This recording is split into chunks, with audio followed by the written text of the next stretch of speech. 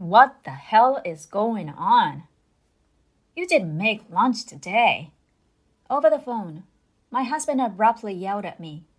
He seemed irritated that I hadn't made his lunch and that I had been away from home.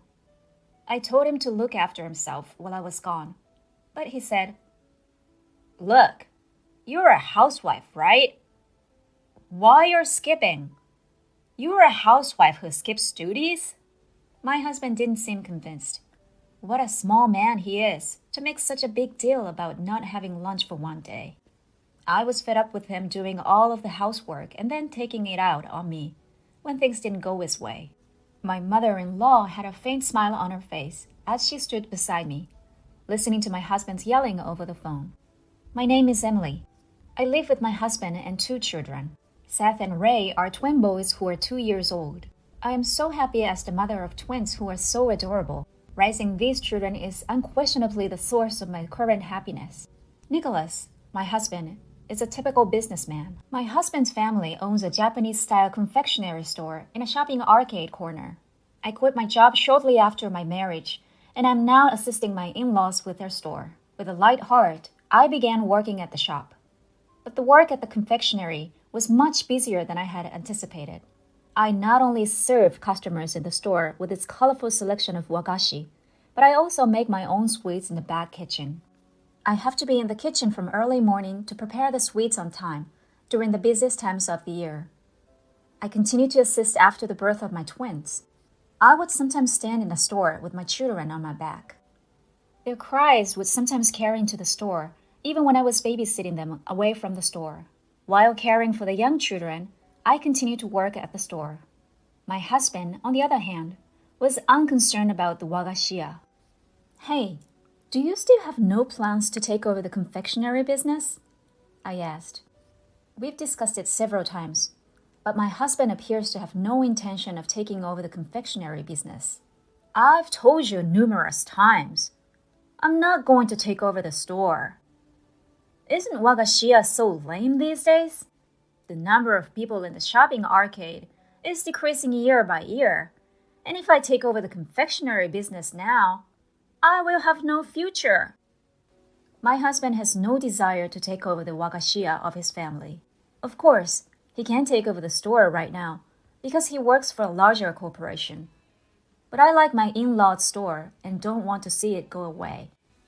"Are you going to the pachinko again today, Nicholas?" "Sure. Of course I am. Is it harmful? What I do on my day off is entirely up to me." On holidays, my husband always goes out to play pachinko. He even gets in line to play pachinko as soon as it opens. Despite this, he ignores the housework. I did all of the cooking, cleaning, and laundry, as well as the housework.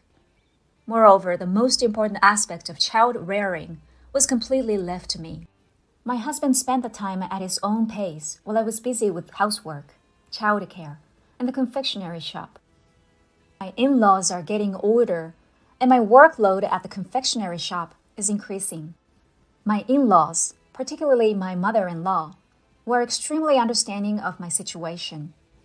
"Emily, you help us with the store, and we are very grateful. Thank you so much for everything."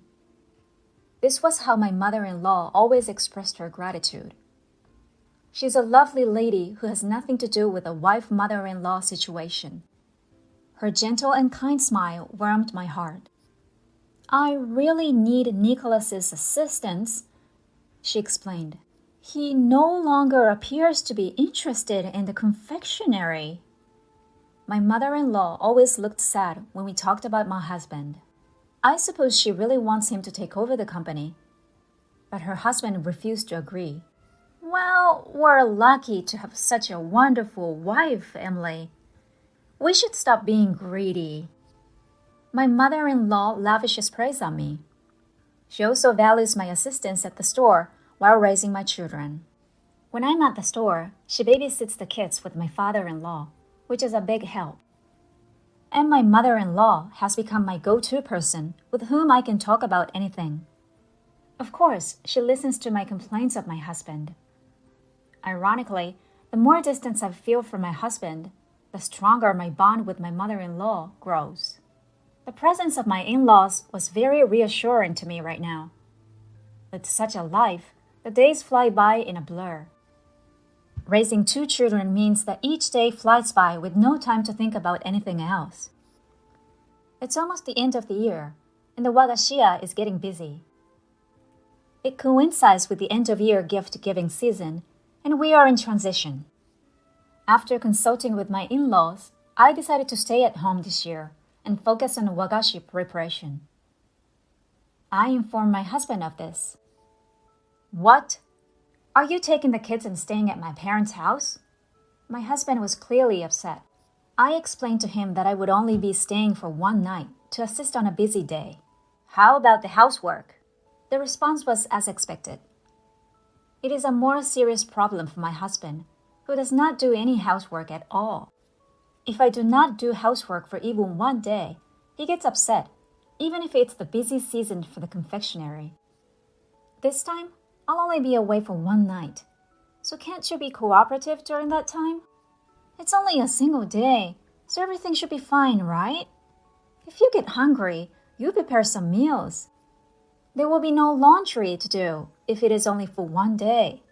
I told my husband that there was nothing to be concerned about, but he continued to complain. You know what? You're still a housewife, aren't you? I tell you this again. I'm the family's breadwinner. Who do you believe is in charge of feeding our 2 children? My husband began to grumble. I didn't want to talk to him any longer. I didn't say anything else, and I took the kids to my in-laws' house without my husband's permission. I had a lot of work waiting for me when I arrived at my parents' house. It was the end of the year, and business was brisk at the wagashia. Orders for year-end gifts were pouring in faster than usual, and my decision to stay and assist was not wrong. The creation of gift items begins with the assembly of empty boxes. This is a surprisingly difficult job, especially at the end of the year when hundreds of boxes must be made for year-end gifts.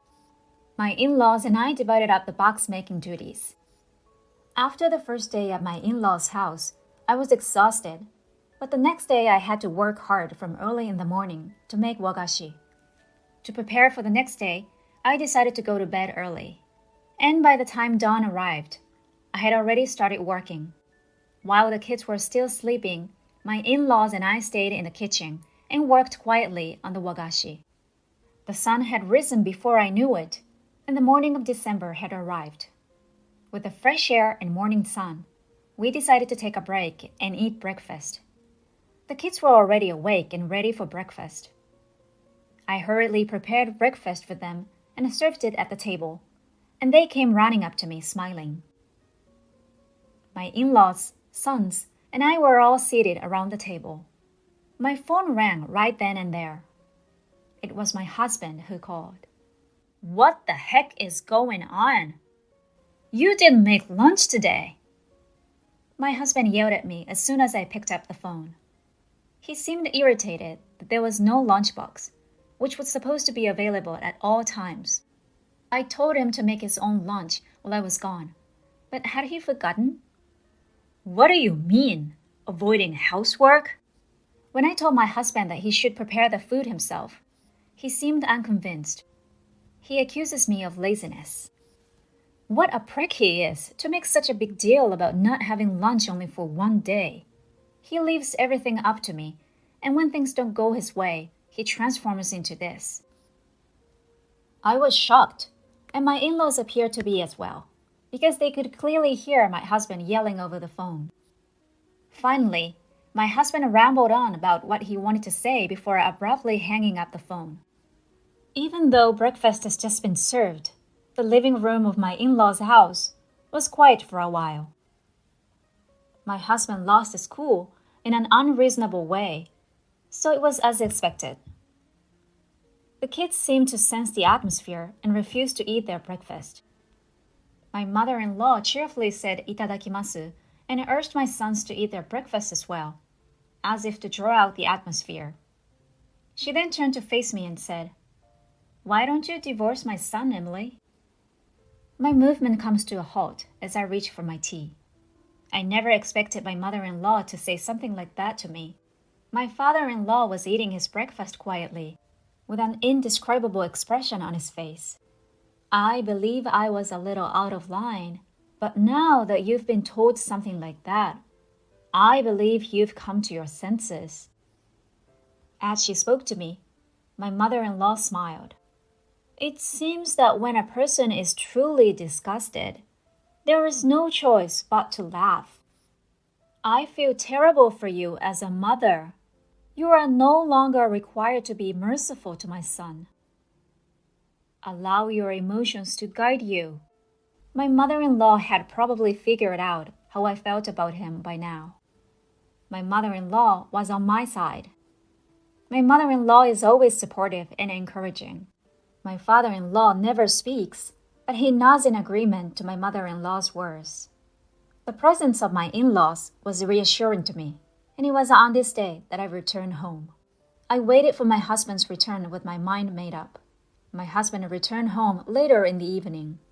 He had a tense expression on his face, as if he was still upset that I hadn't prepared his lunch. I asked him to take a seat because I needed to speak with him. I motioned for him to take a seat. What do you want to talk about? He cocked his brow and looked at me. I told him to sit down again, ignoring his mood. I held out the divorce papers when he sat down grimly. I'm going to divorce you. The words divorce slipped out of my mouth. My husband's grumpy expression abruptly changed to one of surprise. Why did you say divorce so abruptly? Are you kidding me? The kids are still so young. My husband was in a panic, not understanding why I was seeking a divorce. He's adamant that he does not want a divorce. In addition, there is no reason for me to divorce in the first place. So he tried to avoid the discussion by claiming it was invalid. There's a reason. I stopped him from fleeing. Then I pulled a few photos from an envelope on the table. There was a photo of my husband walking with a woman holding hands. Didn't you say you go to pachinko on your days off? What exactly is this? You appear to be having a good time. When he saw the photo, my husband's face turned pale. I pressed him to tell me what was going on. No, listen to me. He was making up some nonsense excuse about how she was just an acquaintance. She's a junior employee at your company, isn't she?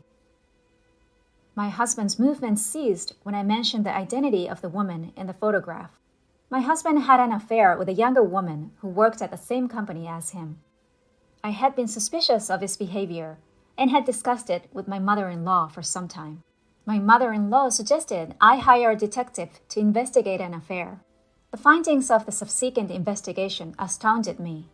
My husband had entered a pachinko parlor with a woman and then gone directly to her room. I have more photos. You two are very close, so the investigator could take many photos. Would you like to see more? When confronted with undeniable evidence, the husband finally confessed. He readily admitted that he was a pachinko fan, that he had a romantic relationship with this woman, and that he had been visiting her room during the day. I'm sorry, Emily. I was just experimenting with fire. I'm sorry for my kids. I'm leaving this girl right now, so please don't divorce me. My husband, who was no longer at my mercy, apologized emphatically. However, I will never forgive him. I'm dead set on getting a divorce. I'm not joking. I've been assisting at your parents' home. While babysitting, I have taken care of things that you do not want me to do. I've informed your father and mother about this. My in-laws, I told my husband, were on my side, not his. They have both stated that they will assist me in any way they can. We work together, so there was plenty of time to talk. They explained. They were both furious at you. Of course, I informed them that we were divorcing. My husband completely lost his cool. He broke down in tears. Please, I would never do a thing like this. My caution appeared to have completely overwhelmed him. He just kept muttering that he didn't want a divorce after that. I can't do it with you any longer. I will make certain that you pay alimony and child support. I noticed him of a divorce. My husband begged for more forgiveness on his knees, but I refused to listen to him. As a result, my husband and I divorced. I insisted on alimony payments from both my husband and the woman with whom he had an affair. My husband had to pay child support for our children as well. My husband then chose to resign from his job with the woman who had lost her position in the company after the company discovered their affair. My in-laws were furious and informed my husband that he would be cut off from his family and barred from the family home. My husband, who has no one to rely on, is now compelled to work from morning to night doing manual labor in order to pay his monthly bills. After the divorce, I continued to work at the wagashia. My in-laws asked me to continue. I enjoy working in the store, and of course, I need to support my children. My in-laws want me to run the store after they retire. They intend to eventually give me the store and their home. Naturally, I intend to take over. In the future, I will be the confectionery's proprietress. I will continue to work hard at my job and raise my children while looking ahead.